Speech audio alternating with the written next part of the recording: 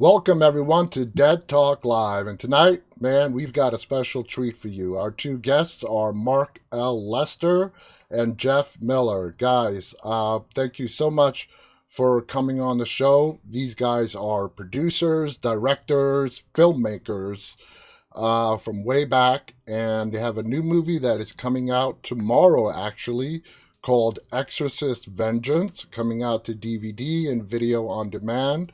Both you guys are executive producers in the movie. We're going to talk about that. And I have to give a little disclaimer. We have a legend in the room. Mark Lester directed three of the most popular movies, I would argue, not only in the 80s, but of all time. He directed Class of 1984, Stephen King's Firestarter, and Commando. And Mark, not only did you produce and direct these movies, but you did them back to back to back.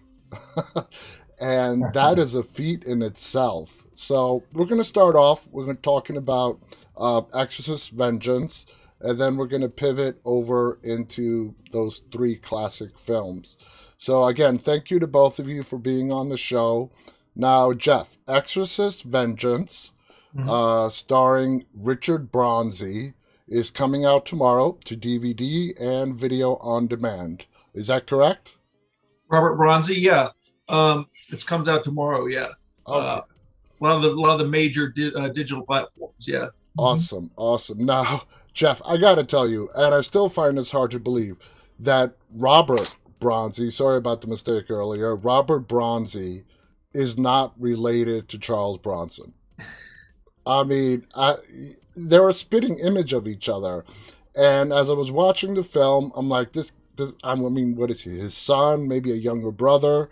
And when I did my research, and there is no relation whatsoever, and I'm not the only one who sees it. It's pretty viral on the internet, people trying to find some kind of familial connection, but there isn't any.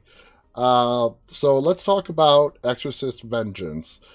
How did you first get involved with this project? I had done a few other movies with the directors, Scott Jeffrey and Rebecca Matthews. And in fact, Mark and I had executive produced a movie called The Gardener that just came out a few weeks ago. Here, Gardener, awesome. You can see it. Yeah. Lionsgate put that out a few weeks ago. So those guys had directed that.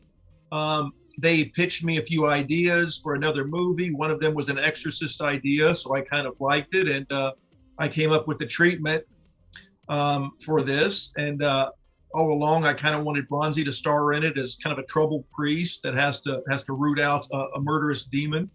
And so anyway, I said, Mark, you want to jump on this one, be involved again? He said, sure. So we shot it in England about March of last year.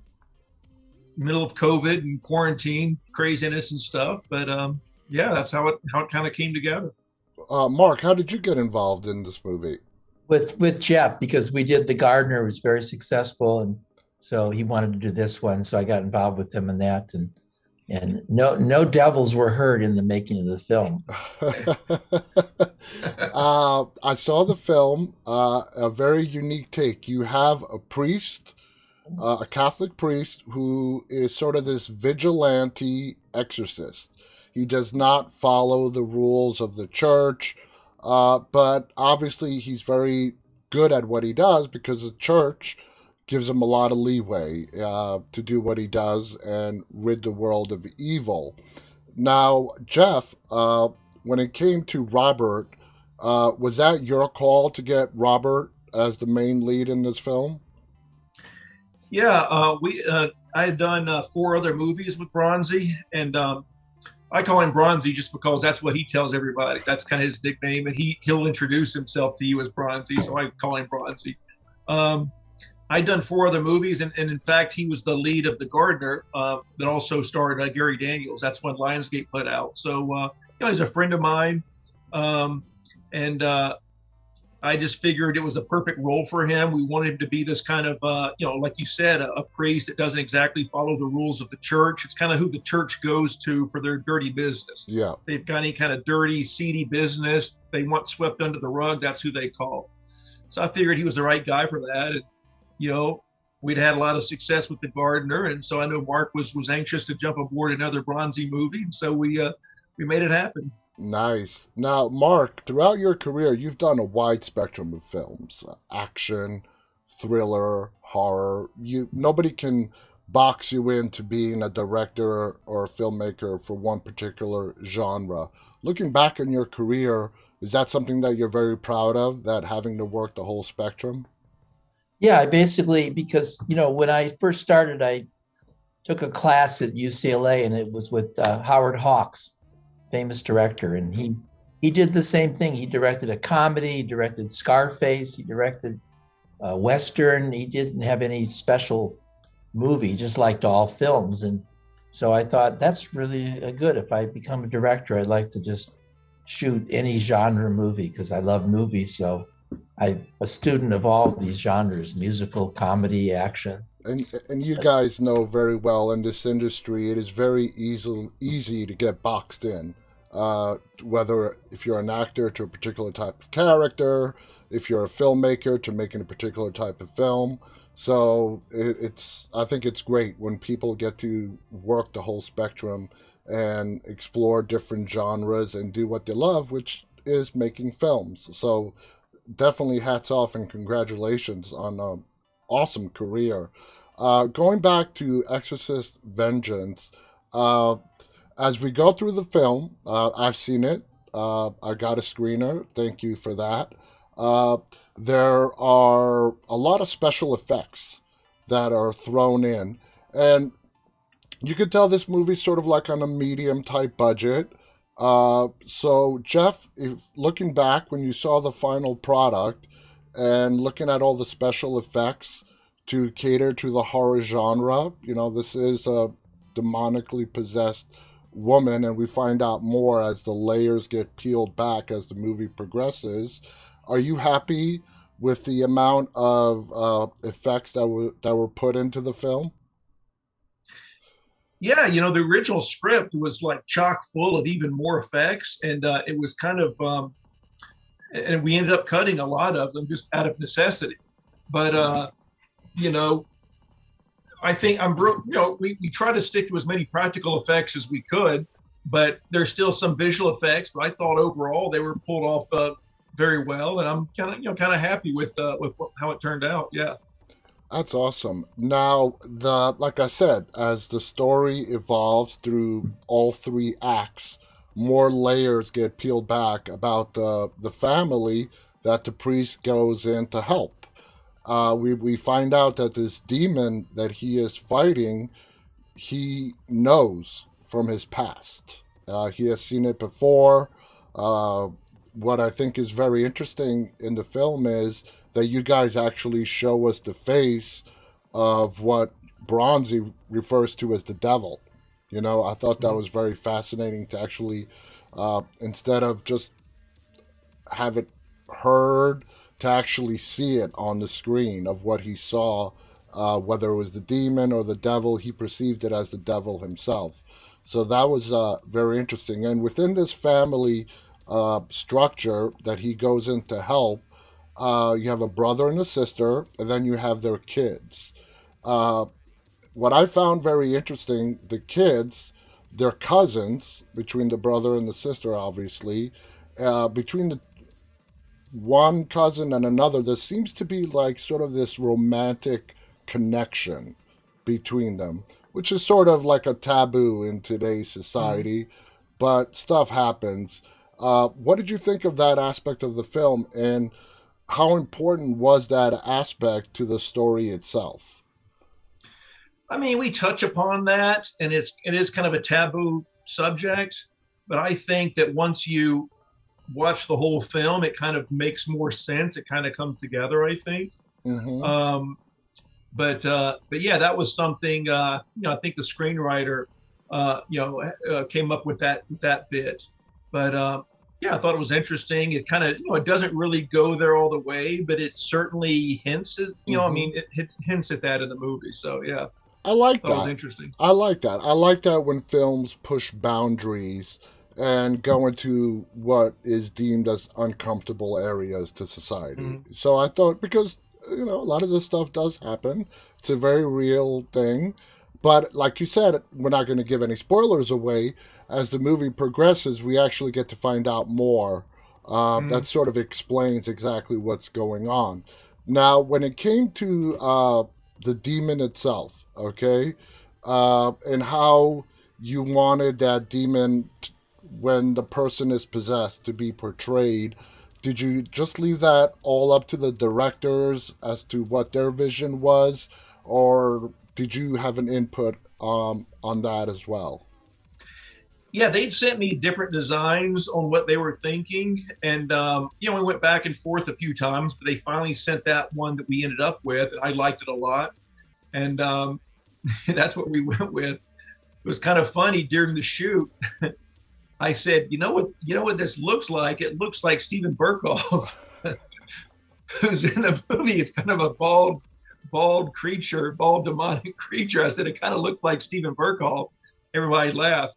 So I hope that people don't think it's supposed to be him. It's not, No. but I thought it was kind of interesting that it turned out that way. It was great to see Steven back on the screen again. For those of you that don't know, Steven is probably most famously known for Beverly Hills Cop.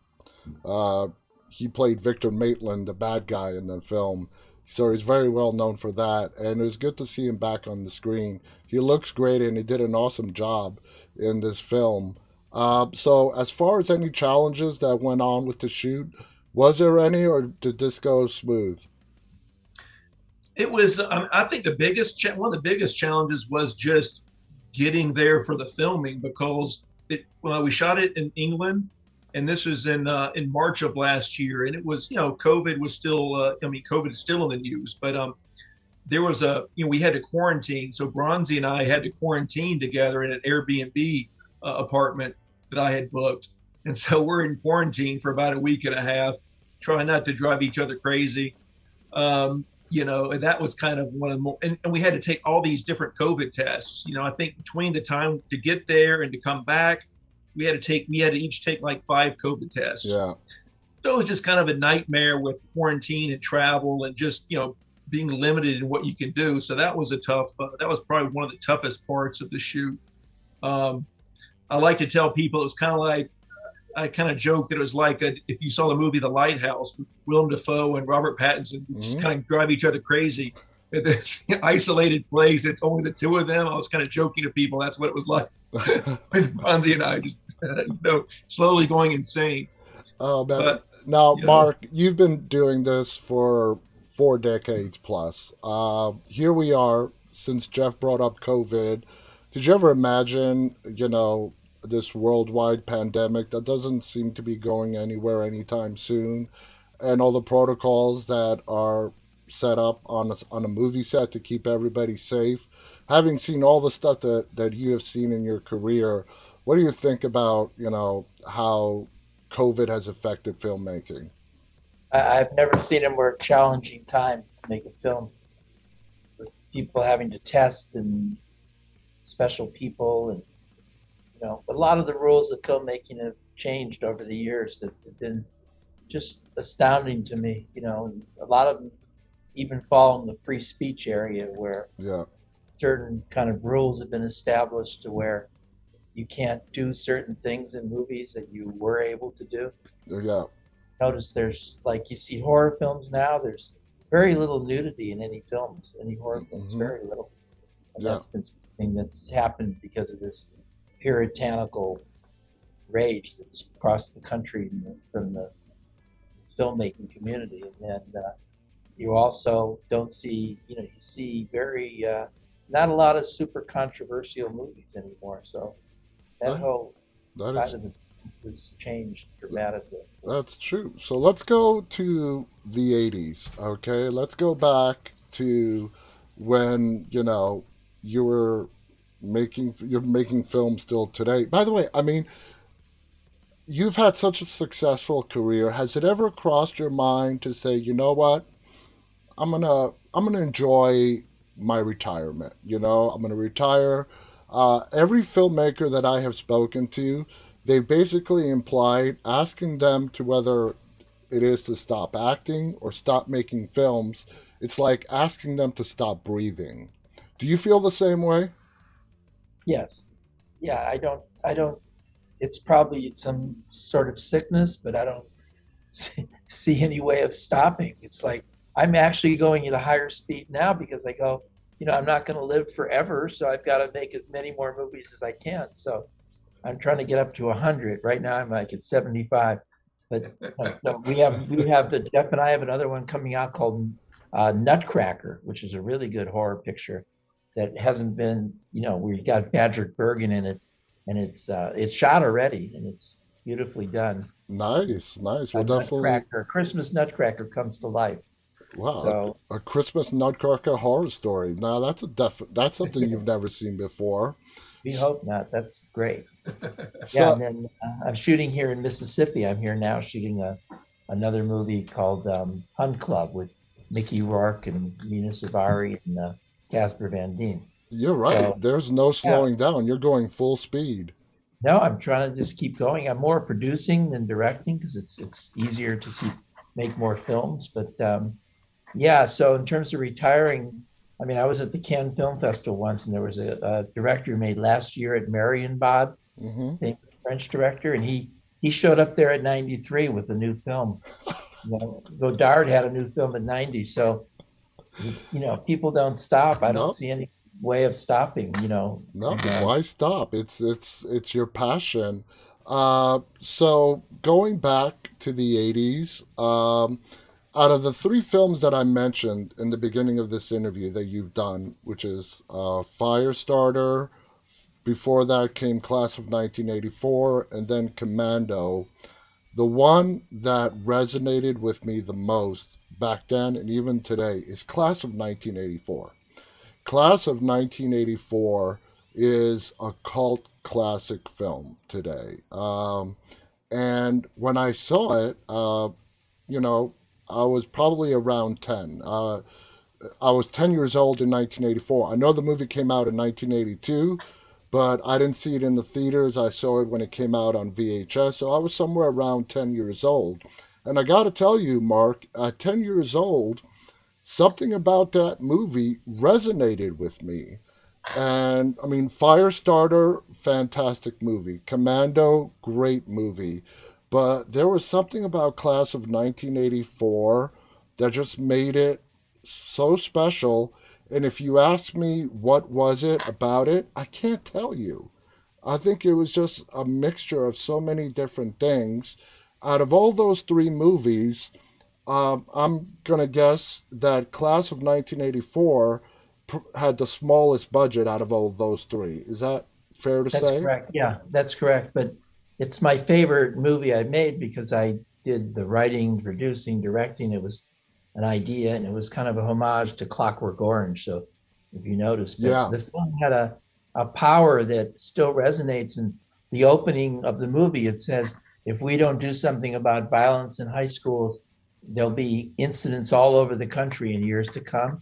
And that was years before oh Columbine or yeah, any, there was no high school shootings yet. And this predicted all of that, and all by, in the movie, blaming, liberal policies to kids and yeah. allowing weapons on campus. And so it was a very prophetic movie and very powerful. I don't know, it just happened to all work out perfectly. And it was a big hit all over the world. So, Oh, absolutely. And yeah. you had this cast. Probably, I would say Roddy McDowell was maybe the biggest name in the cast, but Michael J. Fox, who was relatively unknown, is in the film.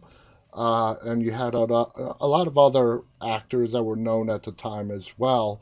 So, if I were to ask you, which I'm going to, what was it, in your opinion, that made Class of 1984 so special? What would you say that was? I'd say it was a completely original film. And it was had elements of classics like Blackboard Jungle, which kind of was very similar to in content, Mm-hmm. but it was just the uniqueness of the movie. And it was the first one that had punk rockers on screen. And it took like all these elements of society and mixed them up like a cocktail and threw them out like in a brand new mix that people hadn't seen. And Exactly. And you were not afraid to take risks with that film. The rape scene of a pregnant woman, that back then, even though it was the 80s, that was, I had no censors. This is what I'm saying. You could make something really unique because there was nobody, not one person saying, you can't do that, you can't do this. There was no intimacy coordinator on the set in the rape scene, there was Mhm. just actors acting. And so all of these things that you couldn't even make that film today, I would be like put in movie jail. I'd be never work again if you said, "Oh, I'm going to make that." In fact, a lot of my movies, like Truck Stop Women, you could never make today. Yeah, So I yeah, think that's, that's the sad thing because, like, there were so many great directors like Russ Meyer, even Stanley Kubrick, Eyes Wide Shut. He couldn't direct that movie today by himself. He'd have to have a intimacy director standing by his side. yeah, So yeah. the world has changed so much with movie making, and I've seen it over 50 years now go from like the spirit of independent filmmaking to what today it's kind of been watered down. A lot of things, there's some brilliant things like Titania, that new French film, Hmm. and there's been Mark, European things. I've always wondered what was your high school like to come up with a movie like Class of 1984. It was miserable. I was like beaten up every day. I was called a gay, slang gay words against me, and my lunch was stolen, and there Yeah. was gangs, and wasn't I heightened everything for the movie, but yes, I had a Really, there was some of that. You were bad kind of high bullied school. in high school. Yeah, bad high school experience. I think almost everybody gets bullied in high school. I want to talk about the year of 1984. Like I said, I was 10 years old, but 1984, even today, seems to be some kind of a symbolic year. Wonder Woman, 1984. Okay, it's a movie. It's a year that is referenced a lot to this day. Now I remember 1984. Like I said, I was 10. I was young, but I remember it. Nothing really spectacular happened in 1984. You had the book, of course, Big Brother, 1984, and all that, leading up to the year. But what is, in your opinion, Mark, what was it about 1984 that made it so special? Or for some people, it scared the crap out of them that 1984 was approaching. Yes, it was basically George Orwell. I mean, that's how I got the title even from the movie, was based on that scary idea of the year 1984. I mean, now it seems almost, relatively weak. It doesn't really compare to what's going on today. Yeah. People look back and go, man, that was that 2020 with the worldwide pandemic. We have It's, gone through, I mean, the stuff that we've gone through, let's just say over the last 10 years, makes the 80s and what was seen, what people thought was a very tumultuous period during the Cold War and in the 80s was not as bad as some of the stuff we've seen over the last decade in real life, uh, events around the world and whatnot. But 1984, I agree with you. It's the book, the movie, Big Brother. People were scared, and do you feel like with Class of 1984, you sort of seized on that fear that people had and brought it not to the adults, but brought it to what this up and coming generation is in school are doing and the people they are going to become when they do grow up? yes, I mean, what's the question exactly? Well, did you use the fear that people had of 1984, like I said, with the book, with the movie, and the fear that the anxiety that people had with 1984? You already said you implemented it. That's why you chose the title as well.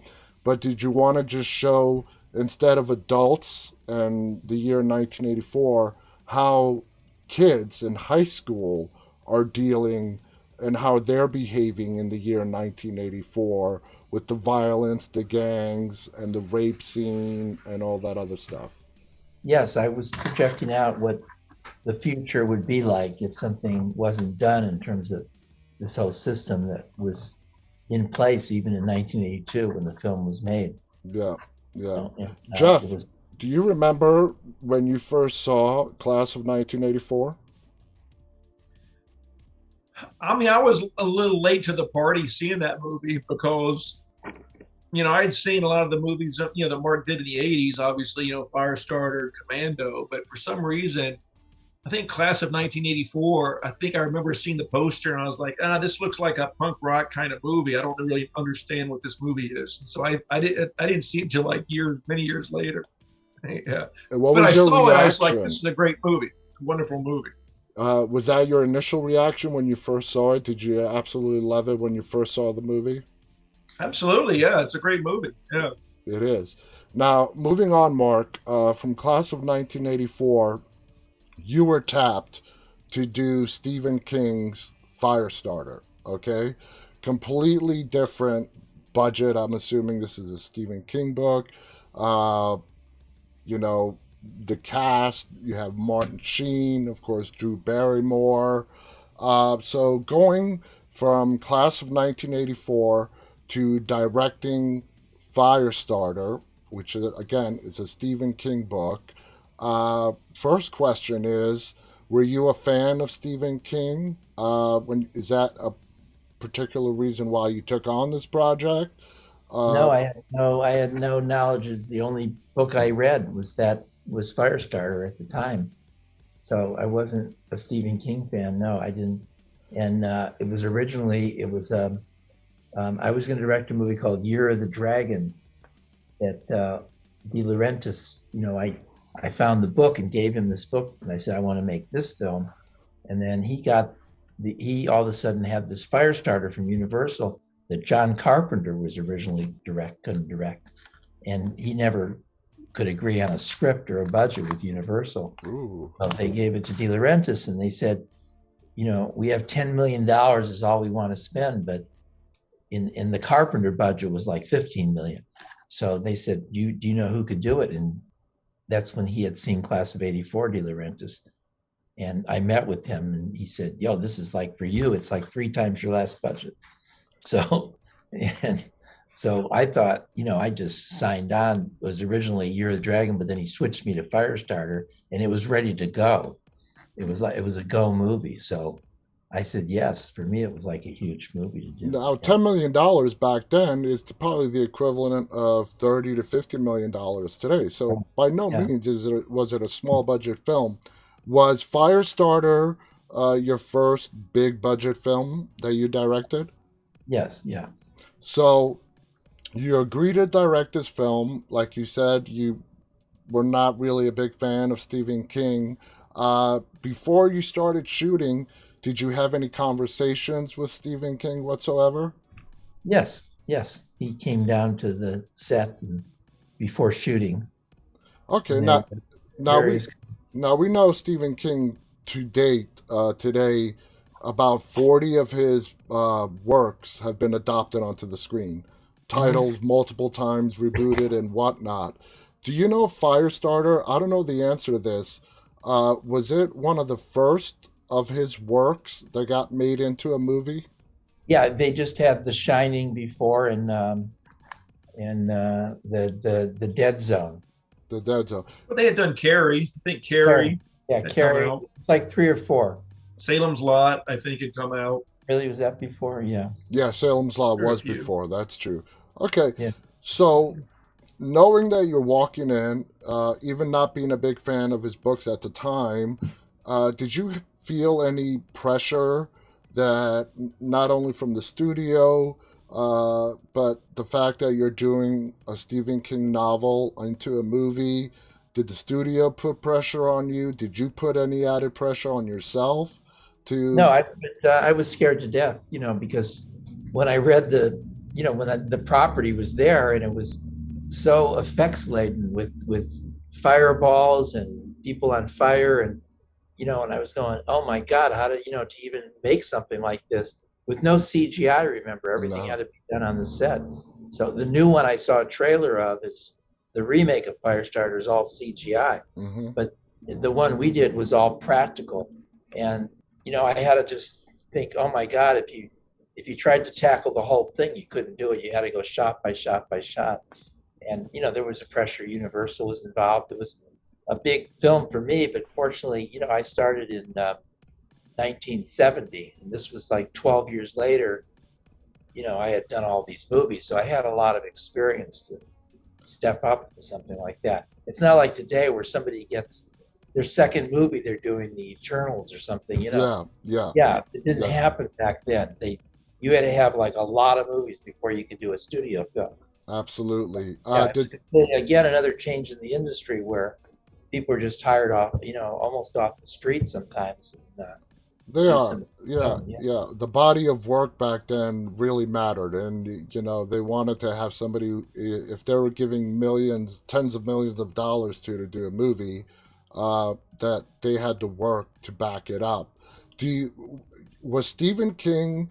Did he take an active role on set, or he was not, or was he even on the set at all? He wasn't on the set, but he was involved in the pre-production, and they had a lot of conversations about what to do when she made Fire, Drew Barrymore, and then him and De Laurentiis decided, oh, we'll have this wind blow her hair.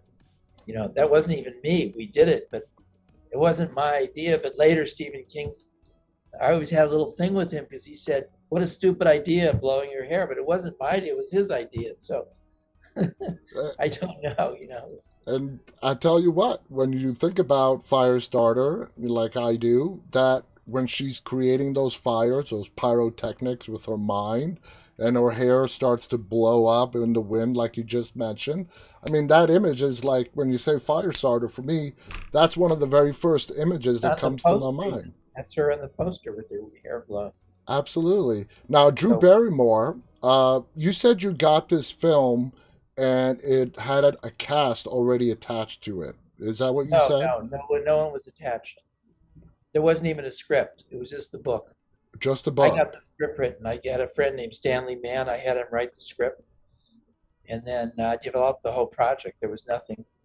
There was an old script that John Carpenter had, but it was discarded. Okay, okay.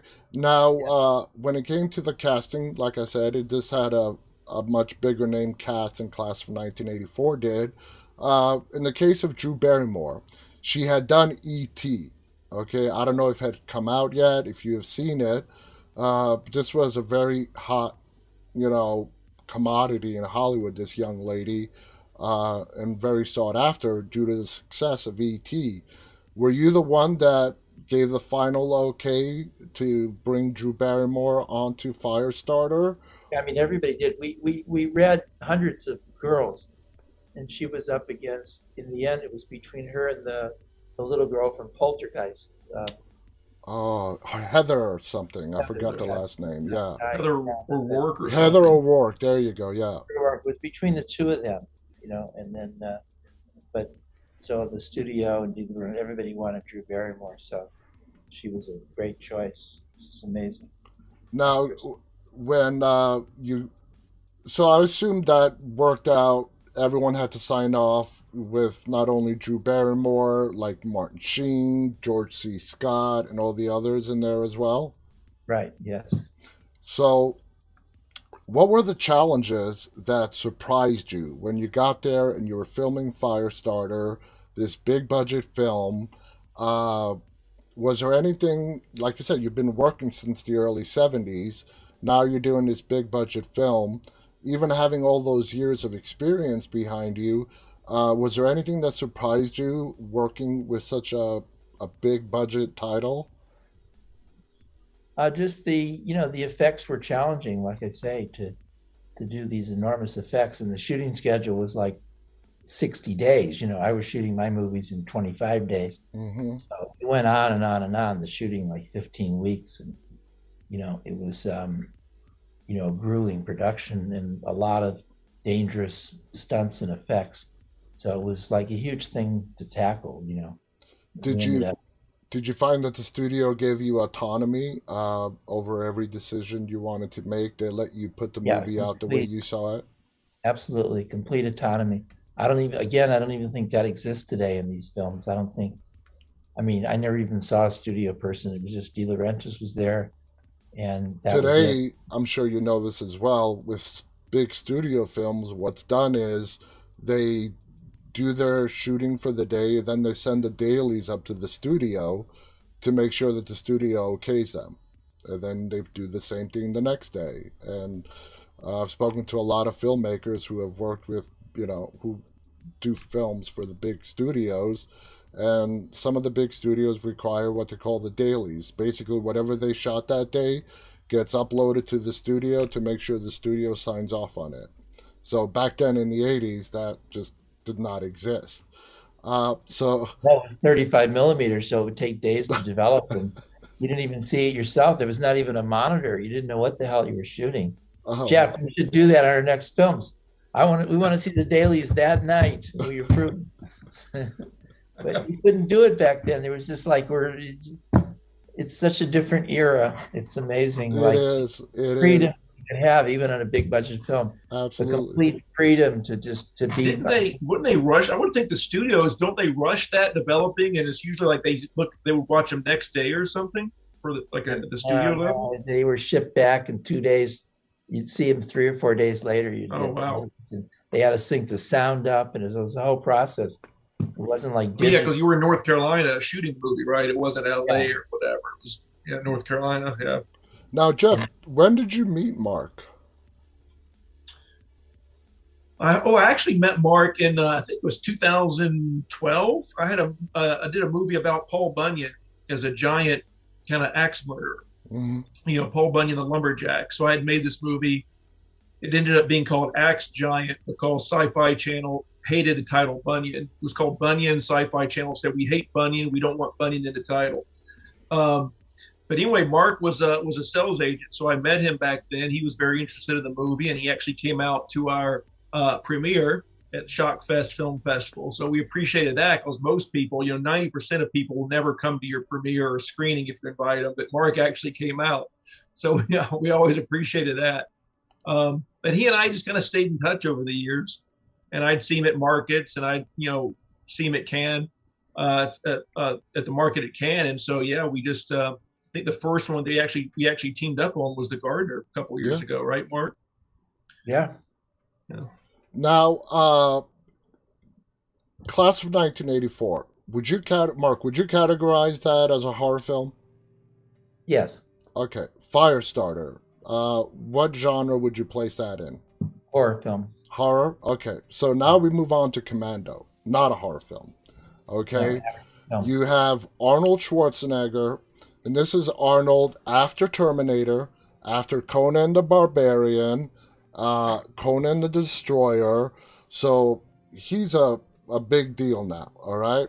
So you get Commando. And Commando, it's a pure action flick from start to finish, okay? So now you get into doing this action movie. Compared to Firestarter, is Commando's budget even bigger or about on the same scale of Firestarter?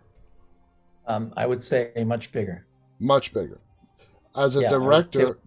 Bigger production.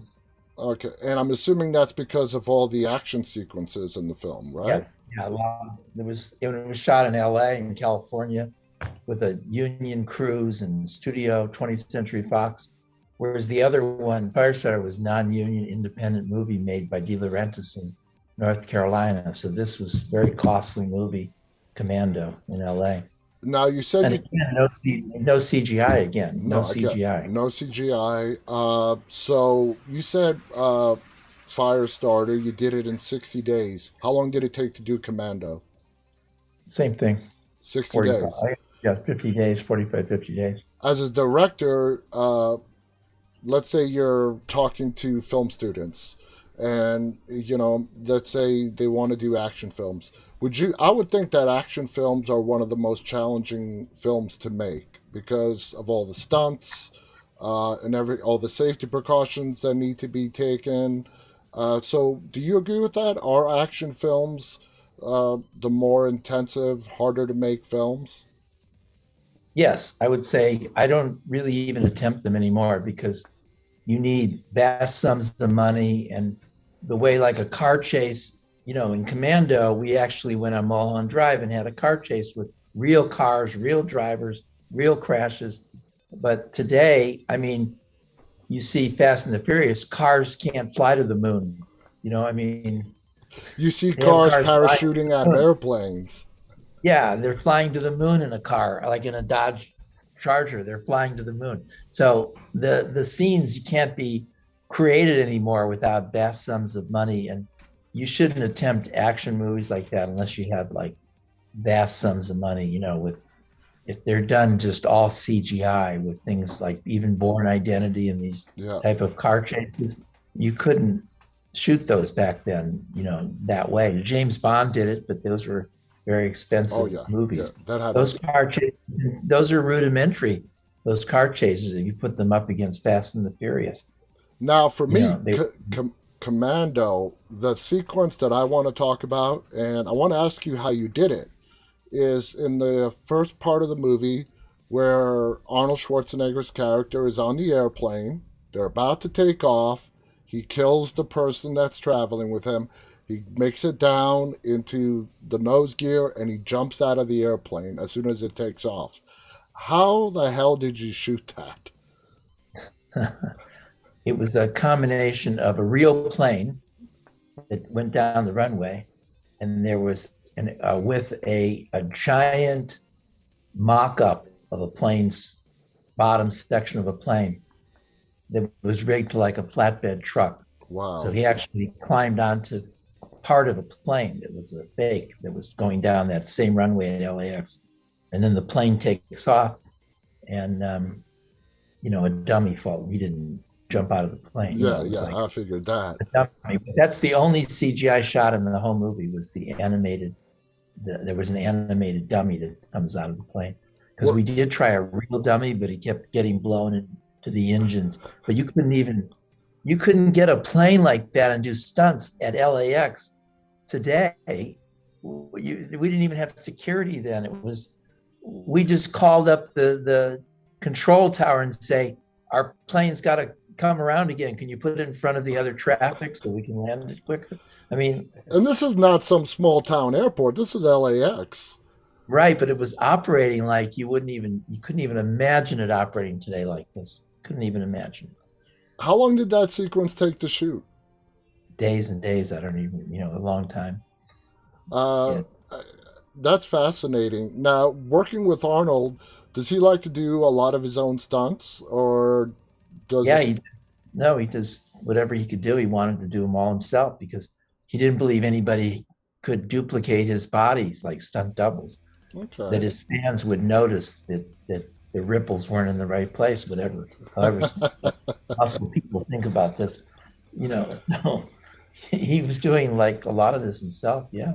That's Great. Impressive. Now, Jeff, are you a fan of movies, action movies like Commando? Sure. Yeah. I like Commando. I saw it, when it first came out. Now, the And thing about Commando, I'm sorry to cut you off, but the thing about Commando is the body count. Oh my God, especially in the third act, when he literally wipes out the entire island of mercenaries all by himself. What'd you think about that part, Jeff? Yeah, no, it's great. I mean, there's a ton of great one-liners in the movie too. So that's, I think, one of the first movies with Arnold. I guess, I guess Terminator had a lot of one-liners too. But that's, I guess, one of the first movies when he would give all these one-liners, kind of these James Bond lines after he dispatched these guys. Absolutely, absolutely. I had Mark. I had the pleasure last year of meeting Vernon Wells at a convention. Oh, I love him. What a nice man. Vernon Wells plays Bennett, the antagonist in Commando, and just what a down-to-earth, nice man. What was it like working with that entire cast in Commando? They were great. Yeah, they were all fantastic. Now, compare that with Firestarter. Like I said, all the big names, George C. Scott, Martin Sheen. Was there any clashes of egos on set, or did everybody do what they had to do, true professionalism? No, all those actors were amazing. I found that the bigger the actors are, the easier they are to work with. The more famous and bigger, the easier they are, you know? Really? Yeah, Well, I no guess it kind of problem. makes sense. They're not trying to prove something. They're already established, so they just go about and do their work. How about Right. you, Jeff? When you're working with different casts, uh, what types of casts do you find easier to work with? I mean, I know what Mark's saying that, at a certain level, these people maybe don't feel like they have anything to prove. But, I feel that, a lot of these young, if you get like a young actor or somebody that, is coming in and feels very grateful to be given a chance, you usually get a lot of, they're usually, I've found, easier to work with versus somebody that has a lot of, more baggage and, the agents and managers and, and Yeah, maybe they're not even doing your project and except for the fact that you're paying them, yeah, a lot of money or something. yeah, A lot of the young actors and unknowns are kind of more grateful. yeah. They'll typically bend over backwards and kind of do things that sometimes you'll. But that being said, I've worked with a lot of these name actors, and they're just very nice, friendly, helpful people too. So it just kind of depends. Absolutely. Mark, it seems that now in your career you're doing more and more horror. Would you classify yourself as a horror fan? Oh yeah, I love horror films. I've always done, I did the Fun House with Toby Hooper I produced, and Yeah, I've always thrown in, I've always had horror along the way. But as I say, I like all these genres. So whatever, can be made, I'll do it. I know Jeff loves the horror shows, so Nutcracker is going to be a horror film. And yeah. absolutely. Yeah. So, Mark, looking back on your awesome career, is there any particular project, doesn't have to be any of the three that we got deep into, any project that you say stands out for you, whether you had a great time doing it, you got creative, you just absolutely love the experience.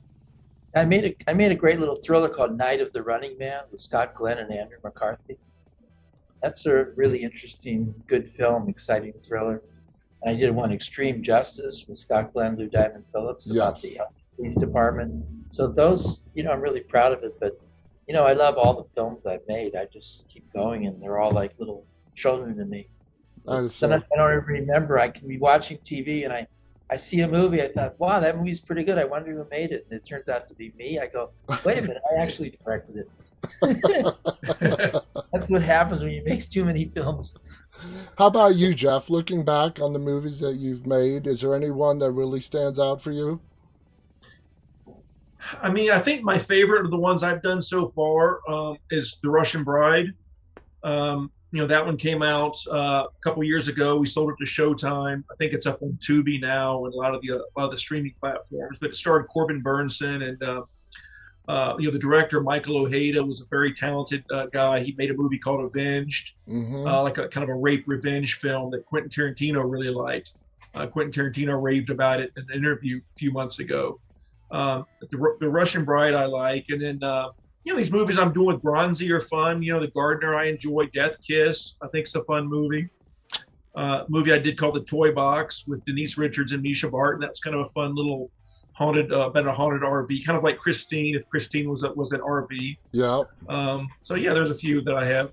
Everybody you kind of have favorites. So I got just one last question to Mark. What is your opinion on reboots? Like Firestarter, it's being rebooted. For me, the original Firestarter should have been left alone and untouched. What do you think about when people remake a movie that you made like Firestarter?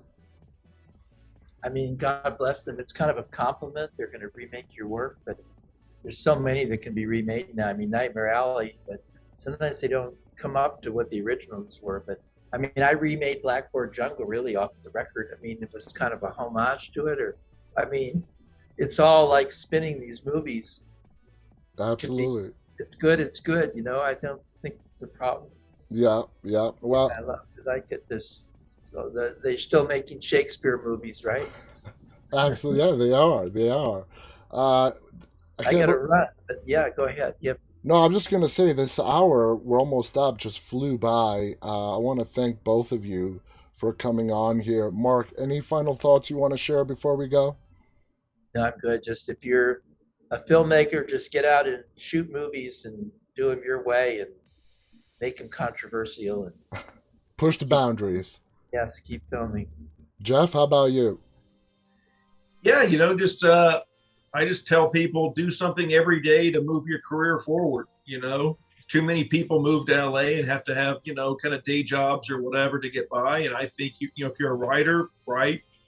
If you're a producer or director, do something every day, develop a project or send out query letters or get in touch with somebody, move your career forward. Absolutely. I just want to encourage everybody to see the new movie. Exactly. And the movie, again, is called Exorcist Vengeance. Is being released tomorrow on DVD. Jeff, is it coming to Amazon Prime, Vudu, the major video on demand transactional platforms? Yeah, the major TVOD, the major transactional platforms for now. And then I think, DVD should be available on Amazon as well. If not tomorrow, I think very soon. But then, the major TVOD platforms, and then, I'm sure it'll be on, Tubi and the usual suspects about 3 months from now too. So, Excellent. So, guys, check it out. It's called Ghost Vengeance. Both Mark and Jeff are producers in the film. It's an interesting Exorcist Vengeance. Exorcist Vengeance. It's a great. It's a great take on demonic possession from a vigilante Catholic priest. It's something you've never seen before, and I always enjoy watching stuff that I've never seen before. I want to thank both of you. Thank Mark Lester, Jeff Miller. Thank our audience, those of you who are tuning in live, and those who will watch this later on.